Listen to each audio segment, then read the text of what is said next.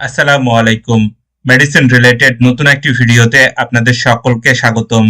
আজকে আমার রিভিউয়ের বিষয়বস্তু হচ্ছে ডিভাস সিরাপ। ডিভাস সিরাপ কেন খাওয়া হয়, খাওয়ার নিয়ম, পার্শ্ব প্রতিক্রিয়ার দাম, এসব বিষয় নিয়ে সংক্ষিপ্ত ও সহজভাবে তথ্য দেওয়ার চেষ্টা করব।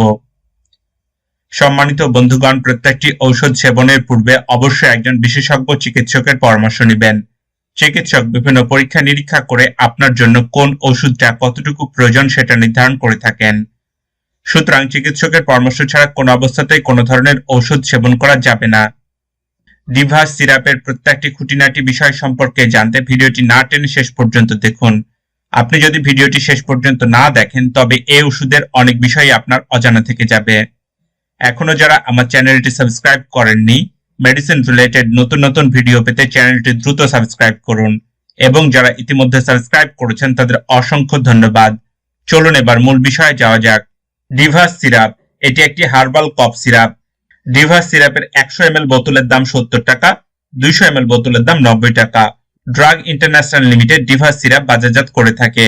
এখন আমরা জানব ডিভাস সিরাপ কোন ধরনের রোগের চিকিৎসায় ব্যবহার করা হয়ে থাকে সে বিষয় সম্পর্কে। এই হার্বাল সিরাপ বুকের ভিতরে জমে থাকা কফ অপসারণ করে শুষ্ক কাশি নিরাময় করে, ফুসফুসের দুর্বলতা ও স্বরভঙ্গ রোগ উপশম করে। এই সিরাপ বিভিন্ন ভেষজ উদ্ভিদের সংমিশ্রণে তৈরি। এই উদ্ভিদগুলো বহুকাল ধরে সর্দি, কাশি ও ঠান্ডার চিকিৎসায় ব্যবহার হয়ে আসছে। এই সিরাপ অনেক দিনের পুরাতন কাশি ভালো করে। এটি শিশু ও প্রাপ্তবয়স্ক সবার জন্যই উপকারী।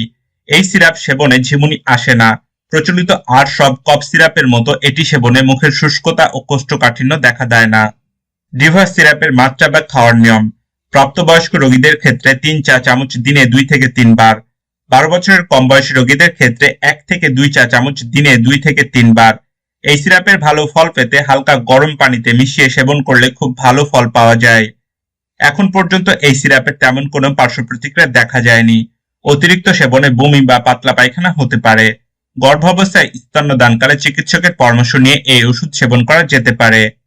এই ওষুধ সম্পর্কে বিস্তারিত তথ্য পেতে ডেসক্রিপশন বক্সে মেডিসিন রিলেটেড একটি ওয়েবসাইটের লিংক দেওয়া আছে, দেখার অনুরোধ রইল। ভিডিওটি কেমন লাগলো আমাকে কমেন্ট করে জানাতে পারেন। যে কোনো ঔষধ সম্পর্কে জানতে ঔষধের নাম বা জেনেরিক নাম আমাকে কমেন্ট করতে পারেন। পরবর্তী কোনো ভিডিওতে সেই ওষুধ নিয়ে রিভিউ করবে ইনশাআল্লাহ। আজকের ভিডিও এ পর্যন্তই ছিল।